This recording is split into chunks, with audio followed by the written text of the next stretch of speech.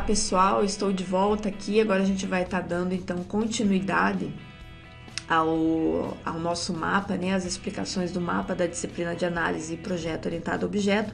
Lá no primeiro vídeo a gente falou sobre o início da descrição do mapa de vocês e a gente falou sobre o diagrama de casos de uso.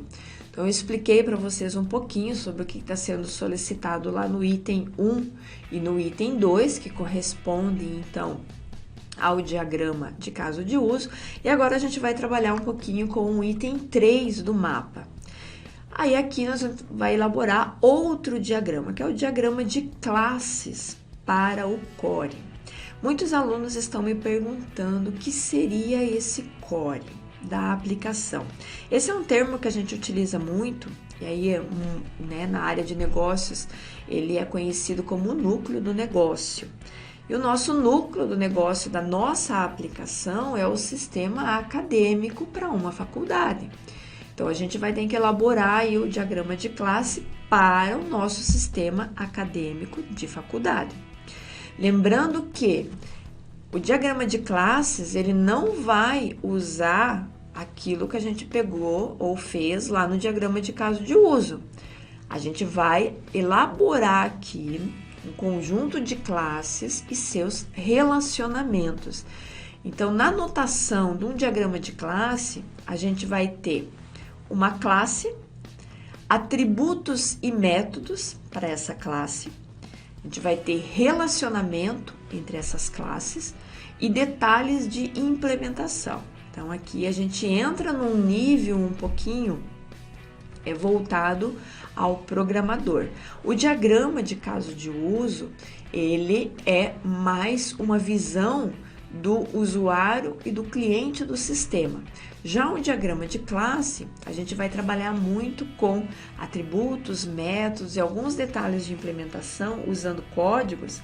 Então, ele vai mais para uma visão, do desenvolvedor, do programador mesmo. Então, lá a gente tinha o caso de uso e ator e o seu relacionamento. Aqui nós vamos ter classes e vai ser o relacionamento entre essas classes.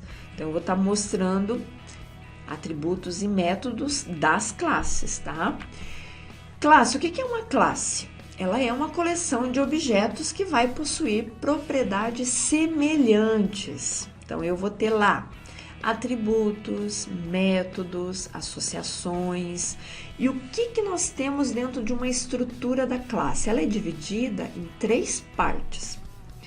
Na primeira parte, eu vou colocar o nome da minha classe. Então, por exemplo, classe pessoa. Eu posso colocar aqui classe aluno. Eu posso colocar classe professor. Na segunda parte da minha classe, eu tenho os meus atributos e tipos de dados, que são as informações associadas a esse objeto.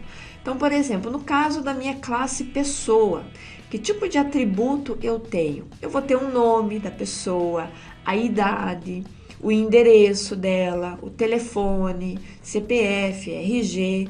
Então, isso são os atributos e o tipo de dado. Vamos imaginar o seguinte, no nome, aqui está como string, porque ele vai estar recebendo texto. Idade, ele está como inteiro, porque ele vai receber um número. Então, sempre que vocês tiverem o tipo de dado, é aquilo que aquele atributo vai estar recebendo. Seja ele um texto, seja ele um número, uma data ou uma imagem. E aí eu vou especificar, então, aquele tipo de dado lá.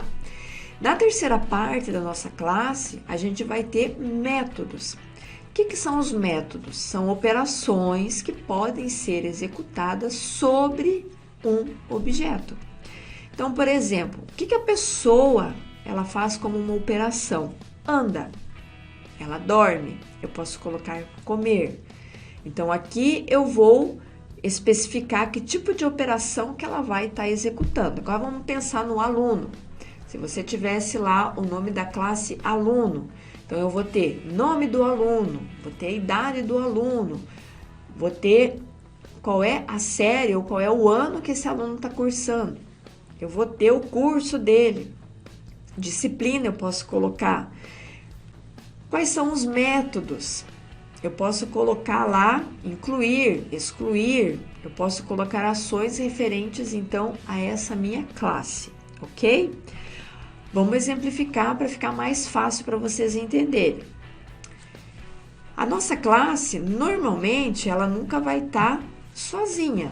Eu vou ter que ter uma associação aonde eu vou relacionar essas estruturas que indica, né, que os objetos de uma classe estão vinculados aos objetos de outra classe.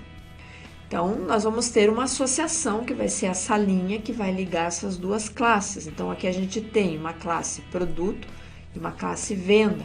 Eu poderia ter uma classe aluno e uma classe turma, porque eu tenho que o aluno se relaciona com a classe turma. Eu posso ter uma classe aluno que se relaciona com uma classe disciplina ou financeiro. E aqui a mesma coisa, 3 partes, lá no Asta, na ferramenta ou outra ferramenta que vocês estejam utilizando para modelar. Quando vocês solicitarem para criar a classe, ele já vai vir então com ela dividida em 3 partes. Nome da classe, aí nós vamos ter os atributos e os tipos e depois a gente tem os métodos, ok? Lembrando sempre que ela vai ter uma associação, não vou ter uma classe sozinha.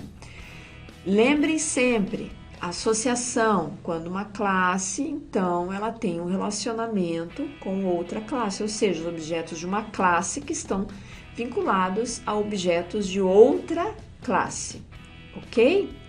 Então, com isso, pessoal, a gente termina essa parte do diagrama de classe. Então, na primeira parte, no primeiro vídeo, a gente viu o diagrama de caso de uso e agora a gente viu, então, classe. Eu vou exemplificar mais um diagrama de classe para vocês entenderem. E aí, já estou dando uma dica, né? Olha só que legal. Classe professor, classe aluno. Então, nós vamos ter lá que o professor, ele orienta o aluno. E aí, uma pergunta interessante. Um professor pode orientar quantos alunos? Aí, vocês vão ter que pensar, então, nessa questão da associação e da cardinalidade também, ok? Então, a gente fica por aqui. A gente se vê, então, em um próximo vídeo.